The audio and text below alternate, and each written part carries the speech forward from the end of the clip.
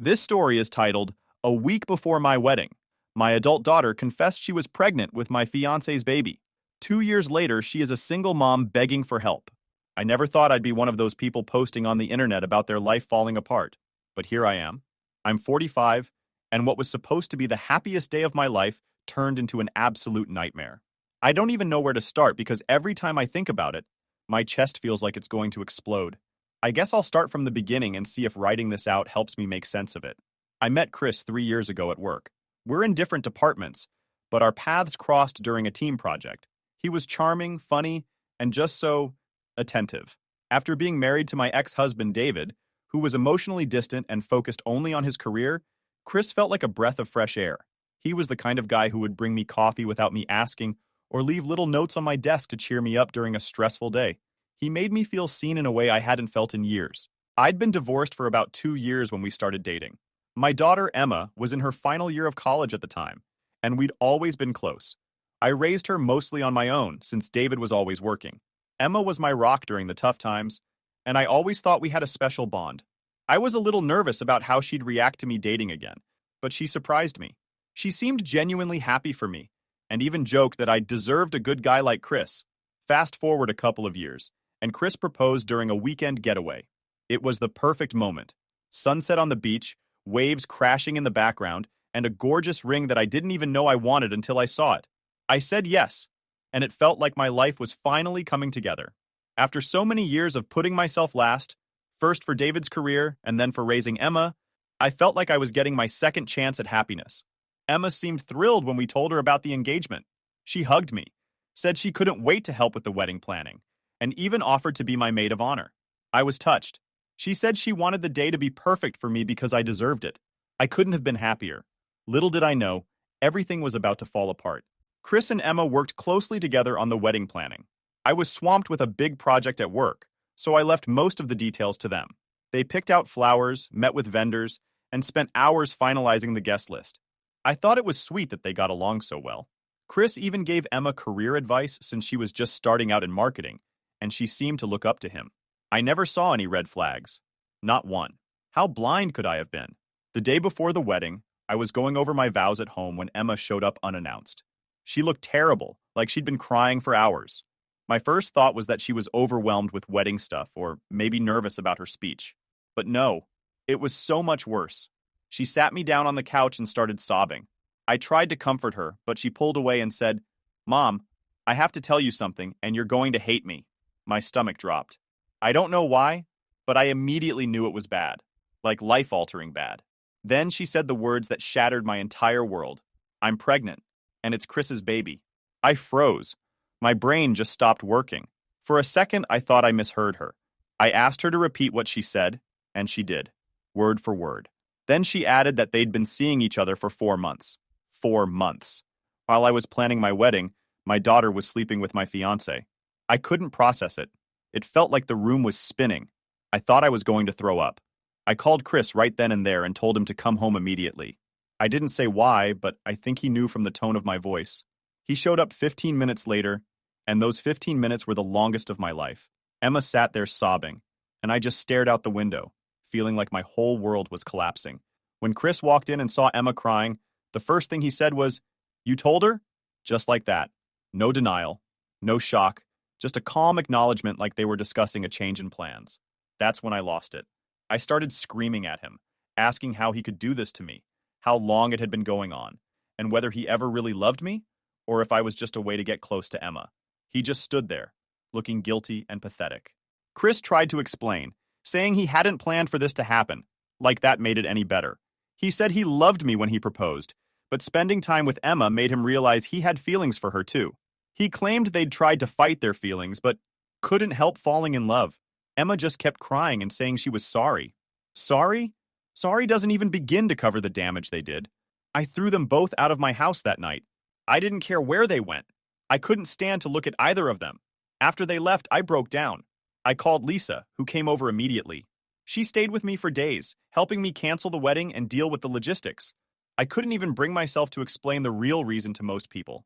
I just told them that Chris and I realized we weren't right for each other. The worst part was the memories. Every little detail of the wedding planning was tainted. The flowers, the venue, the dress. I couldn't look at any of it without feeling sick. I burned my wedding dress in the backyard the night after they left. It sounds dramatic, but it felt cathartic, like I was purging their betrayal from my life. I haven't spoken to either of them since that day. I blocked their numbers and deleted them from all my social media. I couldn't deal with the reminders. Emma was my daughter, my flesh and blood. I raised her, loved her, and sacrificed so much for her. And this is how she repaid me? As for Chris, I thought he was the love of my life, but he turned out to be the worst mistake I ever made. Right now, I'm just trying to pick up the pieces of my life and figure out how to move forward. It's hard, though. Everywhere I turn, there's something that reminds me of them. I can't even go into my living room without picturing Emma sitting there, crying and confessing. I don't know if I'll ever be able to forgive them. Part of me doesn't want to. They destroyed everything I held dear, and I don't know if I'll ever be the same again. Anyway, thanks for reading if you've made it this far. I just needed to get this off my chest. Maybe writing it all out will help me figure out what to do next, because honestly, I feel completely lost. It's been a couple of weeks since everything fell apart, and I'm still struggling to wrap my head around it. Life doesn't feel real anymore. It's like I'm stuck in this limbo, where every day I wake up hoping it's all just been a horrible dream, but then the reality hits me like a freight train. Chris and Emma's betrayal is all I can think about. I can barely eat or sleep, and when I do, it's nightmares. I don't know how I'm supposed to move on from this. Canceling the wedding was a nightmare in itself. Do you know how embarrassing it is to have to call dozens of people and tell them the wedding is off without giving them the full story? I just couldn't bring myself to explain why, so I kept it vague. Chris and I realized we weren't right for each other, I told them. The pity in their voices was unbearable, and the whispers behind my back are even worse. I know people are gossiping. Some of my coworkers keep giving me these weird, sympathetic looks, and I overheard one of them speculating about what happened. It's humiliating. On top of that, the financial burden of canceling everything has been overwhelming. The venue refused to refund the deposit because it was such short notice. That's $15,000 gone.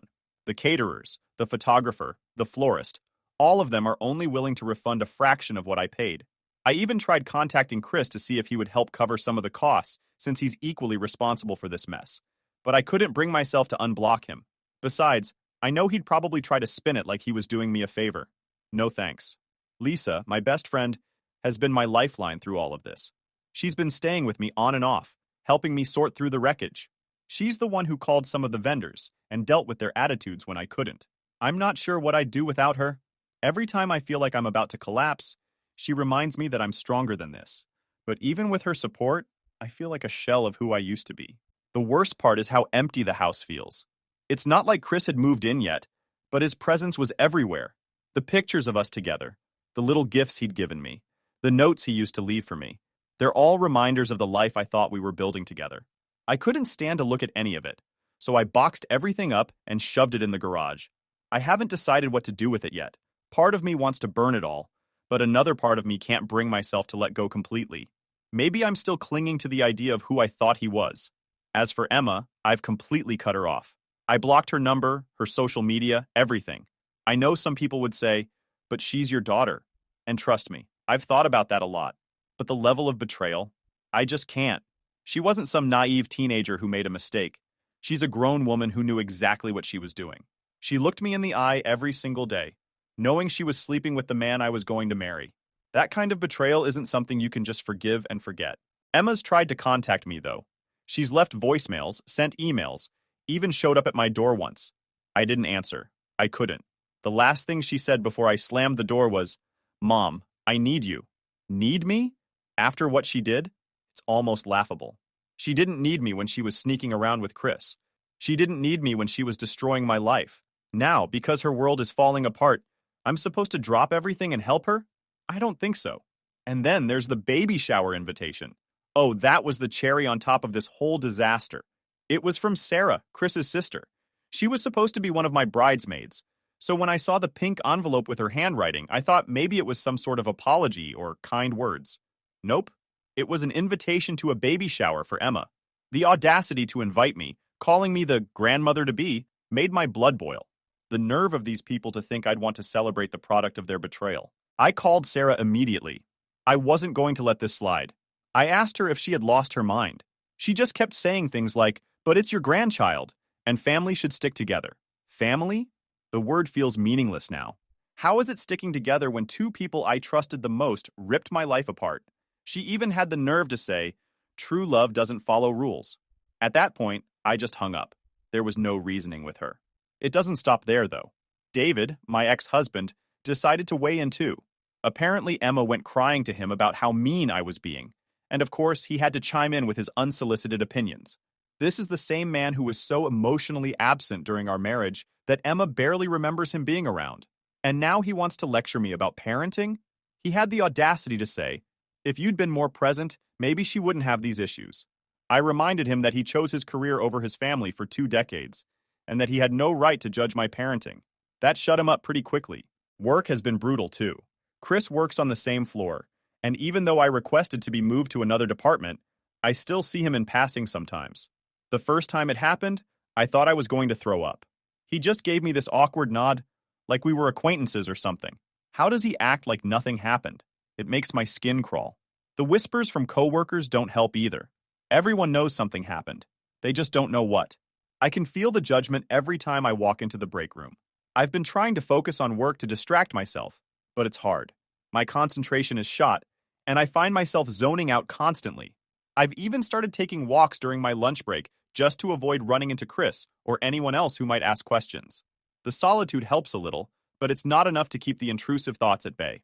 Right now, I don't know what the future holds. I've thought about moving, selling the house and starting fresh somewhere new, but I've lived here for so long that the thought of leaving feels overwhelming. Plus, it's not just the house, it's the memories. This was supposed to be the place where I started my new life with Chris. Instead, it's just a constant reminder of what I've lost. Every day feels like a battle to get through.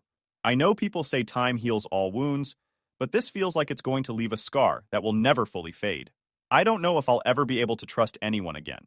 How could I, after being betrayed by the two people I thought I could count on the most? For now, I'm just trying to take it one day at a time. It's all I can do. All right, everyone, before we dive into the update, I have a small request. We put a lot of effort into finding these incredible stories for you every single day, and your support means the world to us. If you enjoy our content, please consider subscribing to the channel. It really helps us grow and allows us to continue bringing you more amazing stories. Thank you. Now, let's move to the update. Update 1 point. It's been a few months since everything happened, and I thought I had hit rock bottom. Turns out, I was wrong. I'm back here because the situation has somehow gotten even more insane. Just when I thought I had all the answers, the universe decided to throw me another curveball. This time, it came in the form of a random message from someone named Rachel. I didn't recognize her name at first, but she introduced herself as Emma's friend from college. She said she had something important to tell me about Emma and Chris, and while I was hesitant to even respond, something in her message seemed urgent. We agreed to meet for coffee, and I honestly didn't know what to expect. Was this someone looking to stir the pot? Or was it legit? Rachel looked nervous when we sat down, and her first words were, I've been debating whether to tell you this for months. My heart started racing because, after everything I've been through, I didn't think I could handle more drama. But what she told me completely blindsided me. Rachel revealed that Emma had been dating someone else, Alex, before she started seeing Chris. Apparently, they'd been together for about 6 months, and Emma suspected she was pregnant with Alex's baby even before Chris was in the picture. My stomach dropped. Rachel then showed me screenshots of text conversations between her and Emma. In those messages, Emma admitted that she'd calculated the dates and knew the baby couldn't possibly be Chris's. But instead of coming clean, she saw an opportunity. Emma told Rachel she had started feeling something for Chris during the wedding planning and thought he would be a better provider than Alex, who was struggling with his career. She confessed to deliberately getting closer to Chris, knowing he was attracted to her. Reading those messages made me feel like I was in an alternate universe. My daughter, who I thought was naive and caught up in a mistake, had actually calculated every step of this betrayal. It got worse. Emma had apparently used the pregnancy as a way to secure Chris, thinking he'd leave me for her, and they'd build this perfect little family together. She never intended for me to find out before the wedding. Her plan was to keep up the facade until she could announce the pregnancy as Chris's after the fact. But when the guilt became too much for her to bear, she confessed, likely because the timing of the baby would eventually expose her lie. After hearing all of this, I didn't know whether to laugh, cry, or scream. Rachel seemed genuinely torn about telling me, but she said she felt like I deserved to know the truth. She had debated telling Chris herself, but was worried about the backlash. I thanked her for coming forward and left the cafe feeling completely numb. I didn't even know how to process this new information. All this time, I'd been blaming myself for being blind, for not seeing the signs. Now I realized I wasn't just dealing with betrayal. I was dealing with manipulation on a level I never thought Emma was capable of. That night, I made a decision. I created an anonymous email account and sent the screenshots to Chris. I didn't include any explanation or message, just the evidence. I didn't care how he reacted. He deserved to know the truth. If he wanted to continue his life with Emma after learning about her lies, that was on him. 2 days later, Emma showed up at my door. She looked like she hadn't slept in days. Her hair was a mess. Her eyes were swollen, and she was visibly shaking.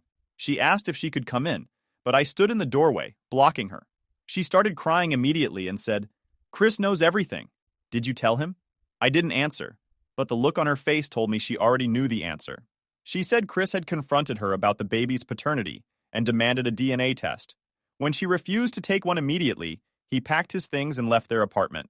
Apparently, he's staying with a friend now and won't even talk to her until the test is done. Emma kept saying she never wanted things to get this messy, that she really loved Chris and wanted to build a life with him. I could barely stand to listen to her. I asked her if she remembered the day she told me about her affair. I reminded her how she had stood in that exact same spot, crying and begging for forgiveness. I told her that she had destroyed my life and that karma had finally caught up with her. She tried to defend herself, saying she was scared and confused and didn't know what to do. But to me, those are just excuses. She had plenty of chances to come clean, and she chose to lie instead. Before she left, she asked if I could forgive her. She even tried to guilt me by saying, "I just want my mom back." I told her I wasn't ready to forgive her, and honestly, I didn't know if I ever would be. She left in tears, and for a moment, I felt a pang of guilt. But then I remembered everything she'd done, and that guilt disappeared. Later that week, I heard from Sarah, Chris's sister. She's usually so self-righteous, but this time she actually sounded worried. She told me that Chris had been drinking heavily since finding out the truth. Apparently, he's been spiraling, questioning everything about the relationship. She said he's not even sure if he wants to be involved with the baby, assuming it turns out to be his. I didn't know what to say. Part of me felt vindicated, but another part of me just felt sad. This entire situation is so messed up, and everyone involved is suffering because of Emma's lies. As for the paternity test, it's supposed to happen in the next few weeks. I'm not sure what the outcome will be, but at this point, I almost don't care. Whether the baby is Chris's or Alex's, it doesn't change the fact that Emma and Chris betrayed me in the worst possible way. Even if the baby isn't Chris's, I don't think I'll ever be able to look at my daughter the same way again. Right now, I'm just trying to take things day by day. Some days are better than others, but the weight of everything still hangs over me. I've started going to therapy, which has helped a little, but there's no quick fix for this kind of pain. Every time I think I've turned a corner, something new comes up and pulls me back into the mess. I don't know what's going to happen next. Maybe Chris will walk away for good, or maybe he'll stick around for the baby. Maybe Emma will finally take responsibility for her actions, or maybe she'll keep trying to justify them. All I know is that I need to keep my distance. I've spent too much time and energy on their chaos, and I need to focus on myself for once. If I thought I had reached my limit before, the last few weeks have shown me otherwise. It feels like every time I start to put one piece of my life back together, another part falls apart. After Chris demanded the paternity test, things between him and Emma completely unraveled, and of course the fallout somehow landed back at my feet. It's like I'm stuck cleaning up a mess I didn't make. The paternity test confirmed what Rachel's screenshot suggested. Chris is not the father. The baby is Alex's. I wish I could say I was surprised, but honestly, at this point, nothing shocks me anymore. What did catch me off guard was how quickly everything fell apart for both Chris and Emma after the results came in. Chris completely broke down when he got the news. I didn't hear this from him directly, of course. I've kept him blocked and have no intention of ever speaking to him again. But Sarah, his sister, reached out to me, again, to share her concerns. She told me Chris left their apartment the same day he got the results and moved in with a mutual friend. Apparently, he's been drinking heavily and spiraling into depression. According to her, he started blaming himself for being blinded by love and is questioning every decision he's ever made. While part of me thinks he deserves to feel the consequences of his actions, another part of me feels a twinge of pity. He's finally experiencing a fraction of the betrayal and devastation I've been living with for months. As for Emma, the fallout has been even harsher. The paternity results set off a chain reaction in her life.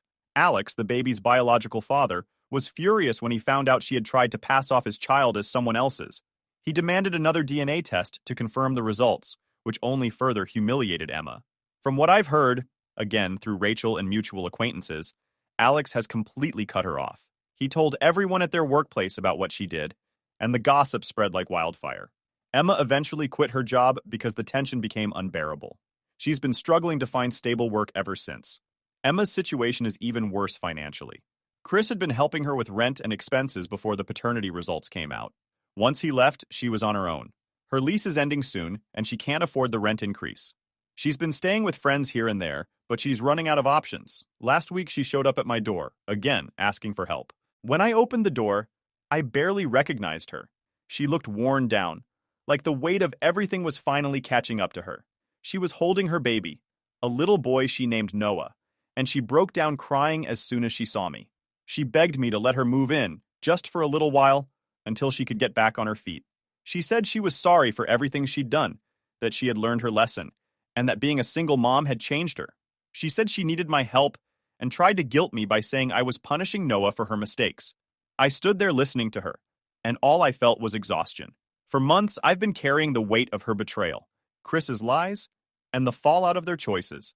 And now she wanted me to swoop in and save her? I told her no. I told her that while I felt bad for Noah, I couldn't just forget everything she'd done. She made her choices, and now she has to live with them. She started crying harder, calling me cruel and heartless. She said she didn't have anyone else to turn to. It was one of the hardest things I've ever done, but I closed the door. I couldn't bring myself to let her back in, not after everything. After she left, I sat in my living room feeling a mixture of relief and guilt. Did I do the right thing? Was I being too harsh? Replayed the past months in my head, the lies, the betrayal, the audacity of her asking for forgiveness when she hadn't even fully owned up to what she'd done. Every time I thought about letting her move in, I remembered how she'd stood in that same spot months ago, confessing her affair with Chris while pretending she was sorry. I remembered how she had lied to me, manipulated Chris, and torn my life apart. And then I knew I'd made the right choice. Forgiveness is one thing, but letting her back into my life is another.